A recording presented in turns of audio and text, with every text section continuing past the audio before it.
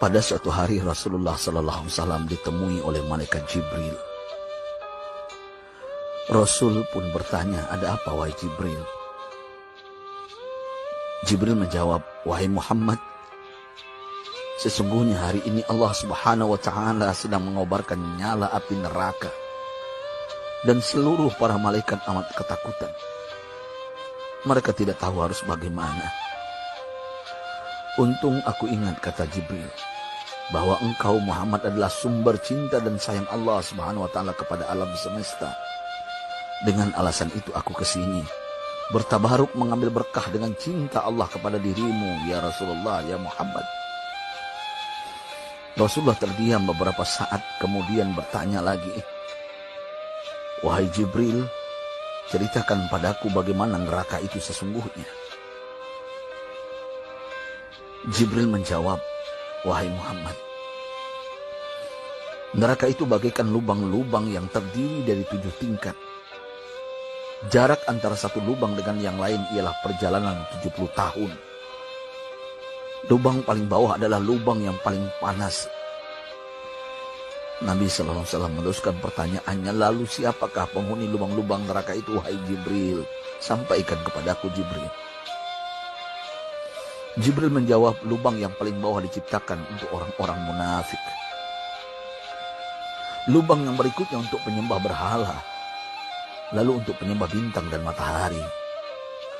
Jibril terus menerangkan penghuni tingkatan neraka hingga lubang yang kelima, tempat umat Yahudi, dan yang keenam dihuni oleh umat Nasrani.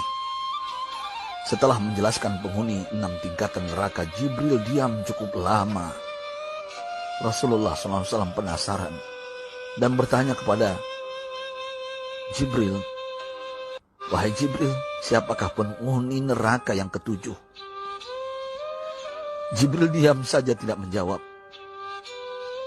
Rasulullah SAW mengulangi pertanyaannya, tapi Jibril tetap diam. Rasulullah tambah penasaran dan mendesak Jibril agar dijawab pertanyaannya.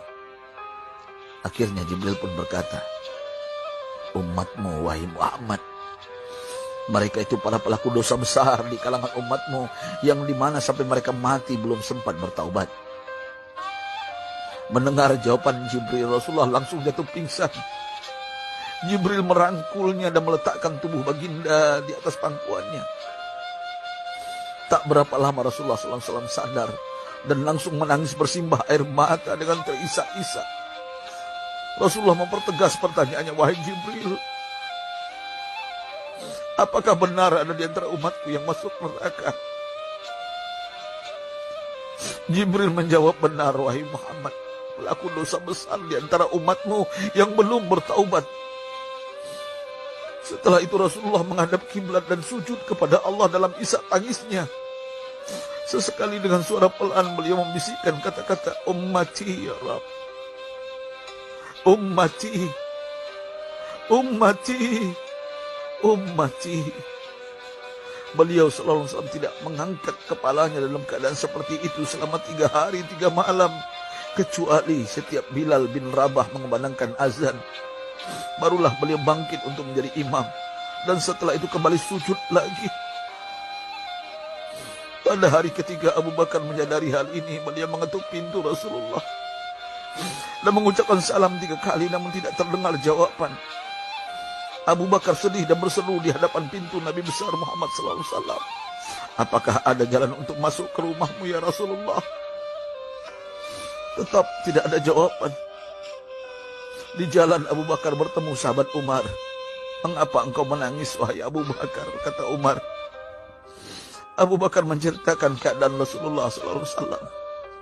Maka Umar pun melangkah menuju rumah Rasulullah dan terjadilah hal yang sama. Umar pun pulang dan menangis.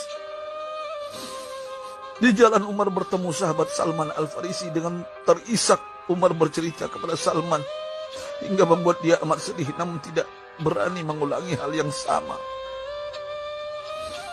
Salman melangkah menuju rumah Fatimah radhiyallahu anha dan menceritakan hal itu. Setengah berlari Fatimah menuju rumah ayah tercinta dan mengetuk pintu sambil mengucapkan salam.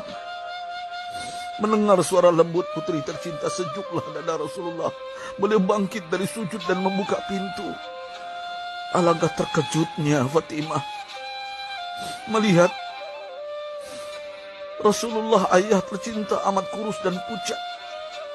Fatimah memeluknya lalu menangis. Wahai ayah, apa yang terjadi? Mengapa engkau amat sedih seperti ini? Rasulullah kembali menangis dan berkata dengan suara lirih, wahai Fatimah, belahan jiwaku, bagaimana mungkin aku tidak sedih sedangkan Jibril mengatakan akan ada kelak umatku yang akan masuk neraka. Subhanallah, betapa besar cinta Rasulullah kepada kita umatnya. Sahabatku, Rasulullah mencintai kita.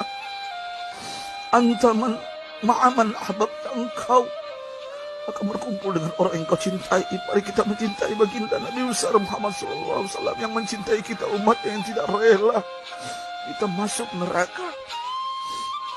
Mari kita mencintai beliau dengan berselawat. Sahabatku, sampaikan, Rasul mengajarkan kepada kita, man dalla ala khairin falau mislu ajri fa'ili. Siapa yang menunjukkan kepada kebaikan, maka dia akan mendapatkan pahala seperti orang yang mengerjakannya. Mudah-mudahan ini menjadi pahala jariah bagi kita.